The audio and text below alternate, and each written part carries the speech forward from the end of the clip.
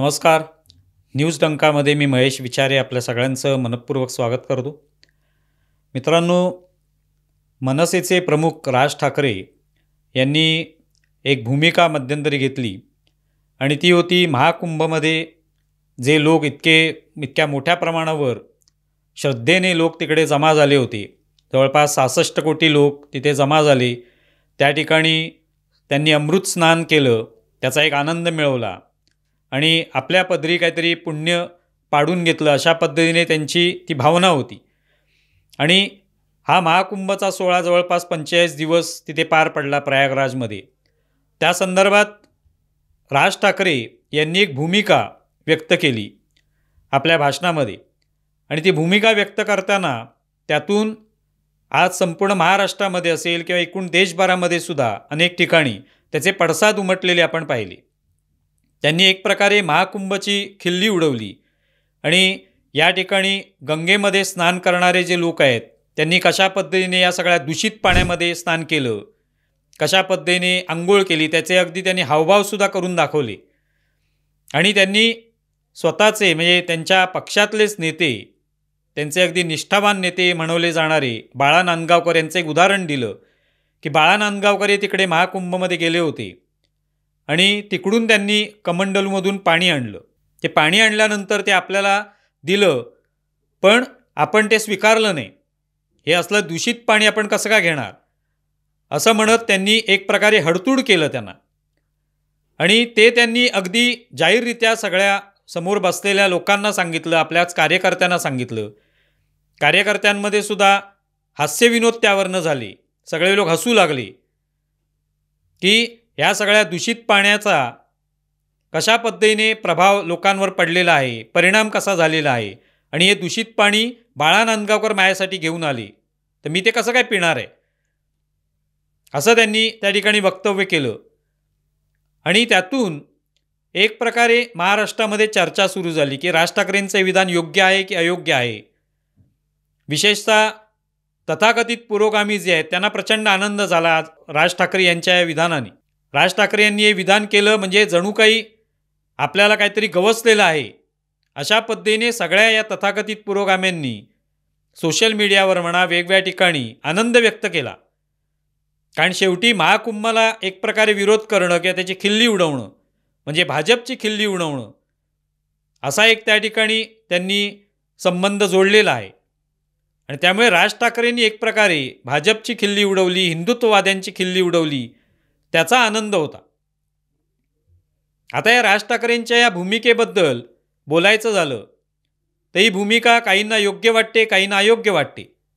राज ठाकरेंचं म्हणणं आहे की या सगळ्या ज्या नद्या आहेत भारतामधल्या, या सगळ्या कशा दूषित झालेल्या आहेत आणि त्यात ते असे महाकुंभसारखे सोहळे आयोजित केले तर ते दूषित होतं आणि ते पाणी कोण पिणार, त्यातून ते पाणी दूषित होतं आणि अशा प्रदूषित पाण्याचा वापर आपण कसा काय करणार, असा त्यांचा म्हणण्याचा अर्थ आहे.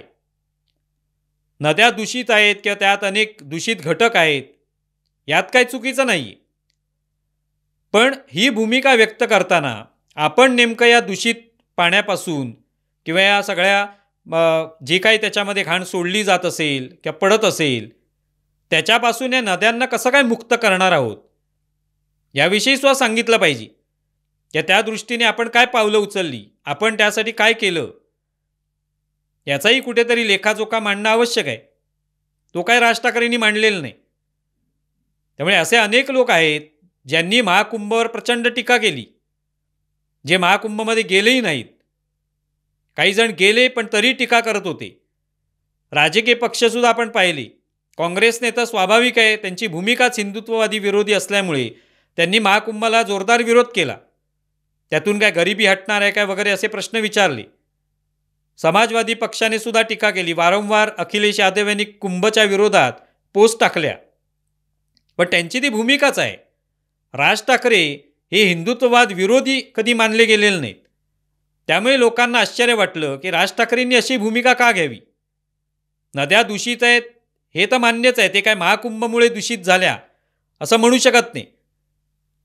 नद्या या वेगवेगळ्या प्रांतातून जात असतात, तिकडे अनेक पद्धतीने त्याच्यामध्ये दूषित घटक मिसळले जातात, चोरीछुपे मिसळले जातात, हे होत असतं. पण त्यासाठी आपण काय करणार आहोत हे सुद्धा सांगावं लागतं आणि त्यातून कुठेतरी समाज सुधारणा घडून येत असते. समाजसुधारक जे असतात ते रोखठोक भूमिका घेत असतात. मग ते कोणत्याही धर्माविरुद्ध, कोणत्याही जातीविरुद्ध, कोणत्याही पक्षाविरुद्ध, कोणत्याही व्यक्तीविरुद्ध घेत असतात. त्यांना त्याचं काय पडलेलं नसतं.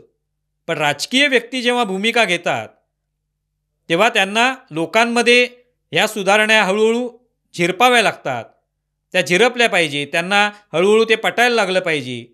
त्यांनीसुद्धा हे त्यातले जे काही नियम आहेत घालून दिलेले कायदे असतील, नियम असतील यांचं हळूहळू पालन केलं पाहिजे. अशी राजकारण्यांची भूमिका असली पाहिजे. पण राजकारणी जर खिल्ली उडवायला लागले काही लोकांच्या श्रद्धेची, त्यांच्या आस्थेची, तर मग प्रश्न निर्माण होतो की त्या व्यक्तीबद्दल लोक काय विचार करतील.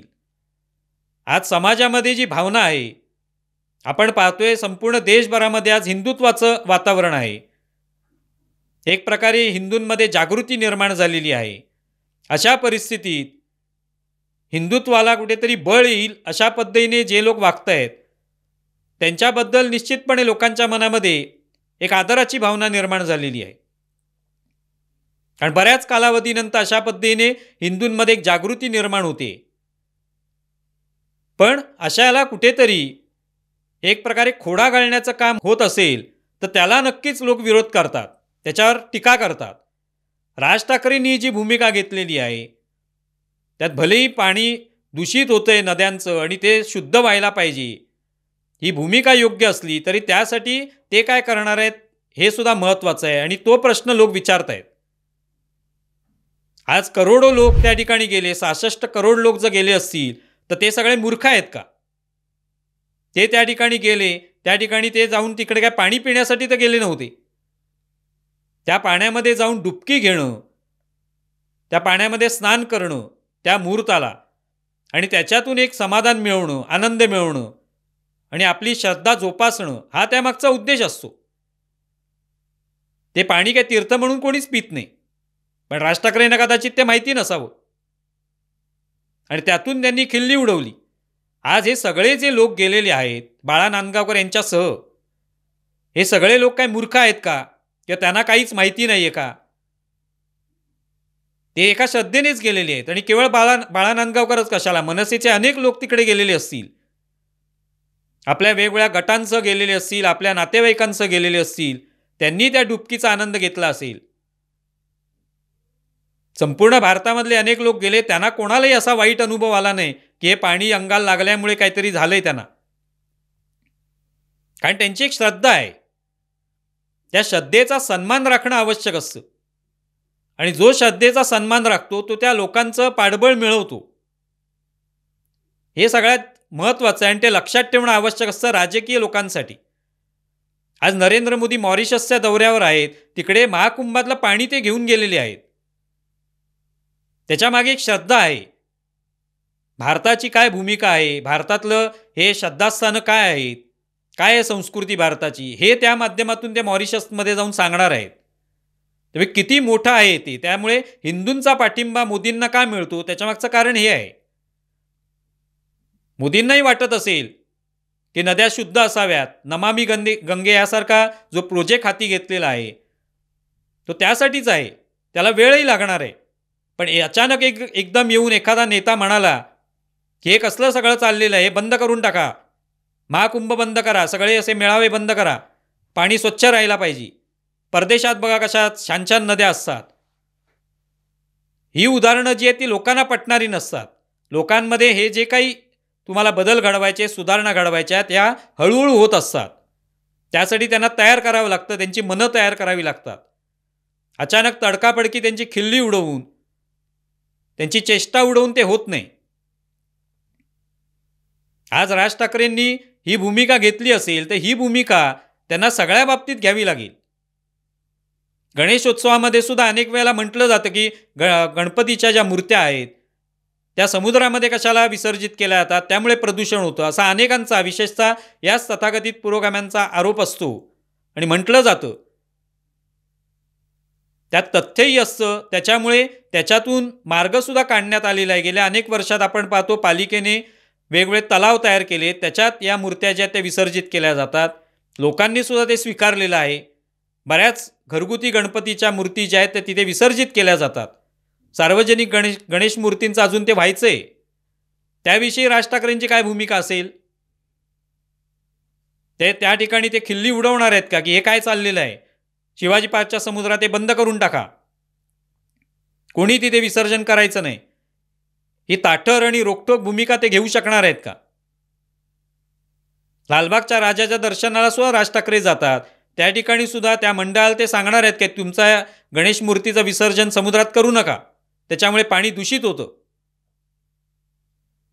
सगळेच समुद्र दूषित झालेले आहेत. ही भूमिका ते घेणार आहेत का? हा प्रश्न लोक विचारतात. आज नाशिकमध्ये सिंहस्थ कुंभमेळ्याची तयारी चालू आहे.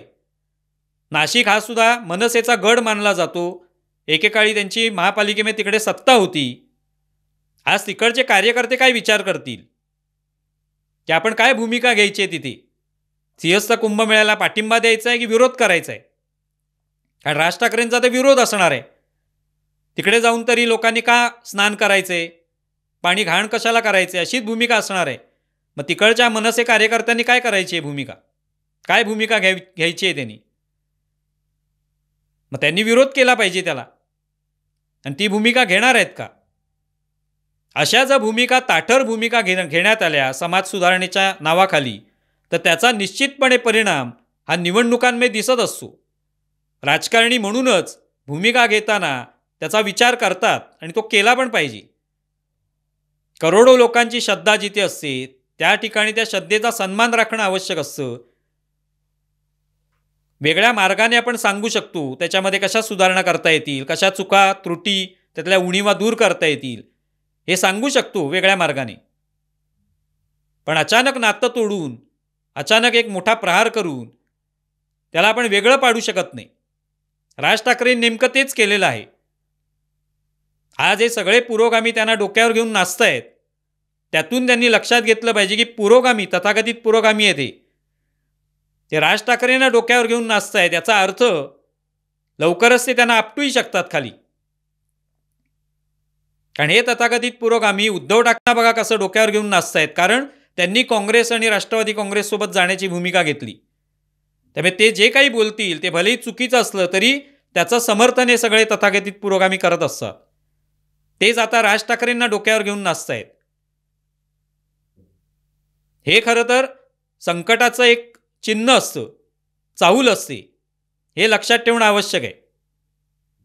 आगामी काळात निवडणुका येणार आहेत. पालिकेच्या निवडणुका येतील, नाशिकमध्ये होतील, मुंबईत होतील, ठाण्यात होतील. त्यावेळेला हा सगळा जो काही मुद्दा आहे हा खूप चर्चेला येणार आहे. महाकुंभमध्ये कशा पद्धतीने महाकुंभची, त्यातल्या गंगेच्या पाण्याची खिल्ली राज ठाकरेंनी उडवली, याचं पुन्हा एकदा विश्लेषण केलं जाणार. तेव्हा लोकांपर्यंत पुन्हा पुन्हा तो मुद्दा पोचवला जाणार आणि त्याचे मग परिणाम काय होतात हे बघूया आपण येत्या काळामध्ये काय होतील ते.